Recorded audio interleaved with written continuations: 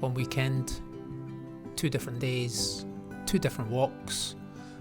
One at the seaside, taking into the beautiful wonder that is Bridlington, but more importantly, a nice little 6-mile walk along the beach and up and around.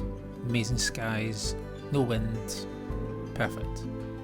Day 2, a bit more inland, crunchy underfoot, misty, atmospheric,